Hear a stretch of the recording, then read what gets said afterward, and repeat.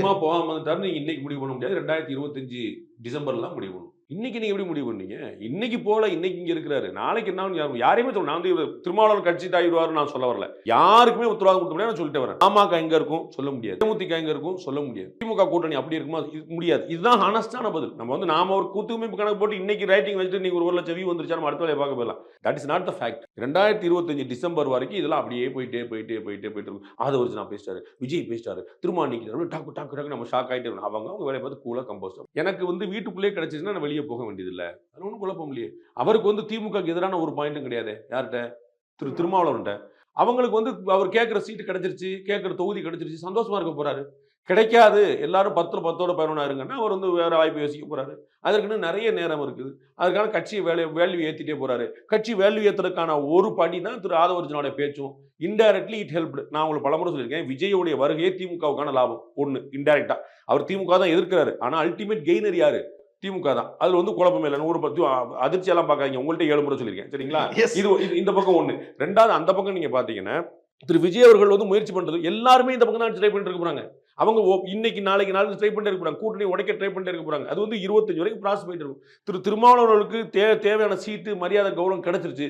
10 சீட்டு வாங்கிக்கங்க, 10 நீங்க கேட்டா வாங்கிக்கங்க, மற்றவங்களுக்குலாம் 6 நாள் தான். அப்போ அவர் முடிஞ்சு வச்சு திமுக கூட்டணி 3வது பெரிய கட்சி நான் தான் அப்படின்னு ஒரு அங்கீகாரம் வாங்கி வரும். திமுக, காங்கிரஸ், விடுதலை சிறுத்தைகள் ஆல் ஃபைன். அவர் ஏன் அங்க போகணும்?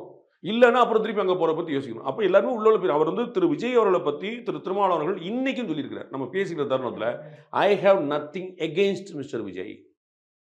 அவருக்கும் எங்களுக்கும் முரண் இல்லை. அவரால் எங்களுக்கு எந்த சங்கடமும் இல்லை, எந்த சிக்கலும் இல்லை. இத்தனை வார்த்தையும் பயன்படுத்தியிருக்கார். இத்தனை வார்த்தை மட்டும் இல்லை, திமுகவை ஒரு விமர்சிக்கிறதுல எங்களுக்கு சங்கடம் இல்லைன்னு சொல்லியிருக்கிறார். அது இன்னைக்குல வேற ஒரு பேட்டியில். சரிங்களா? திமுகவை விஜய் விமர்சிக்கிறார், அதில் எங்களுக்கு எந்த சங்கடமும் இல்லைன்னு சொல்லியிருக்கிறார். இதெல்லாம் தான். அப்புறம் விஜய்க்கு அட்வைஸ் பண்ணுற அண்ணன் நம்ம பேசியிருக்கிறோம். பப்ளிக்ல போய் பேசிட்டியாப்பா, ரகசியமா பேச முடியாது. டிமாண்ட் அண்ட் ஆஃபருக்கான வித்தியாசம் என்னன்னு கிளாஸ் எடுக்கிறார். புரியுங்களா? இது டிமாண்ட் வந்து பப்ளிக்காக வரலாம், ஆஃபர் வந்து சைலண்டாக வரணும். ஆஃபர் சீக்கிரட்டாக வர வேண்டிய ஆஃபர் எடுத்து ஓப்பனாக போட்டு விட்டு அவ்வளோ சொல்ல. யாரை பார்த்து என்ன சொல்கிறான்னு சொல்ல. என்னங்க நீங்கள் சாயந்தரமாக பேச வேண்டிய மேட்டர் படங்கு எல்லாரும் பண்ணி கட்டுப்பிட்டீங்க அப்படின்னு என்ன அர்த்தம்? நீங்கள் சொன்னா நான் சமைச்சு தானே அர்த்தம். உங்களுக்கு புரியுங்களா? அவர் ஆட்சிக்கு வர்றதுக்கு கட்சி ஆரம்பிச்சிருக்காரு. இருக்கிற அரசு எப்படி இருக்கு? சம்பிரதாயத்துக்காக ட்வீட் போடுறது, சம்பிரதாயத்துக்காக மழை தண்ணியில நின்னு போட்டோ எடுக்கிறதும் எனக்கு அதுல கொஞ்சம் கூட உடன்பாடே இல்ல. அப்ப ஏற்கனவே ஆட்சியில் இருக்கிறவங்க இறங்கினா தானே சார் இவர் ஆட்சி வைக்க முடியும். அப்ப இருக்கிற ஆட்சியில் தான் இன்னைக்கு ஏடிஎம்கே விமர்சிக்கிற அர்த்தமே கிடையாது. இன்னைக்கு அவங்க வந்து விடுதலை சிறுத்தைகள் விமர்சிக்கிற அர்த்தம் கிடையாது, பாமக விமர்சிக்கிற அர்த்தம் கிடையாது, மதிமுகவை விமர்சிக்க வைக்க முடியாது. ஆட்சியில் இருக்கிறவங்க தான் விமர்சிக்க முடியும். ஆட்சியில் இருக்கிறாங்க விமர்சிக்கிறார். There is no surprise. Vijay வந்து டிஎம்கே டேரக்டா விமர்சிக்கிறாருன்னு கேக்குறீங்க. பாஜக யாரை விமர்சிக்குது? நாம் தமிழர் யாரை விமர்சிக்குது? அதிமுக யாரை விமர்சிக்குது? எல்லாருமே டிஎம்கே தான் விமர்சிக்கிறாங்க. ஆட்சிக்கு வர துடிப்பவர்கள் அத்தனை பேருமே திமுக தான் விமர்சிப்பாங்க. இவர் ஆட்சி உங்களுக்கு வந்து ஒரு புதுசா இருக்கிறதுனால, நடிகரா மட்டும் இருந்தனால அப்படி அடக்க ஒடுக்கமா வந்து ஏதோ ஒரு 2 வார்த்தை மட்டும் பேசுவோம், அதுவும் ரொம்ப டிப்ளமேட்டிக்கா பேசுவோம் இருந்தவர் இப்ப நேரடியா வராரு. உங்களுக்கு அதிசயமா இருக்கு. நீங்க சிம்பிள் லாஜிக். அவர் கட்சி ஆரம்பிச்சிட்டாருன்னு புரிஞ்சுக்கிட்ட உடனே உங்களுக்கு தெரிஞ்சிடும் அவர் he want to approve the DMK government. அதை வந்து கீழே இறக்கணும்னு பாக்குறாரு. அப்பதான் நான் ஆட்சிக்கு வர முடியும். அப்ப திமுக விமர்சனம் பண்றாருங்கிறதுல நீங்க வியக்கிறதுக்கு என்ன இருக்குன்னு எனக்கு புரியவே இல்லையா? விமர்சனம் பண்ணுவாருங்க. அவர் பண்ற விமர்சனங்கள் சரியா தப்பா தான் நம்ம பேசணுமே தவிர விமர்சனம் பண்றாருன்னு வியக்கிறதுல ஒண்ணுமே இல்லையே. ஆப்வியஸா தானே பண்ணுவாரு. இல்ல நீங்க கூட்டணி பலத்துல 200ங்கிற அந்த இருமாப்போட இருக்கீங்க. சந்தேகமே இல்ல. யாருமே இருக்க முடியாதுல்ல. திமுக பாஜக வந்து 400+ சொல்லத்தானே செஞ்சாங்க.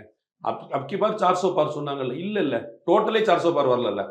அப்புறம் என்ன சொன்னீங்க? அவங்க 400 பார் அவங்களுக்கு பிளான் இருந்துச்சுல. அது மாதிரி யாருமே அப்படி இருக்க முடியாதுங்கிறது குழப்பம் இல்லை. மக்களுடைய முடிவுகளை நீங்க சுலபமா கணக்கிட முடியாது. நீங்க ஹரியானால யார் ஜெயிக்க போறான்னு எல்லாரும் வேற சொல்லிட்டு இருந்தீங்க. வேற யாரும் ஜெயிச்சாங்க.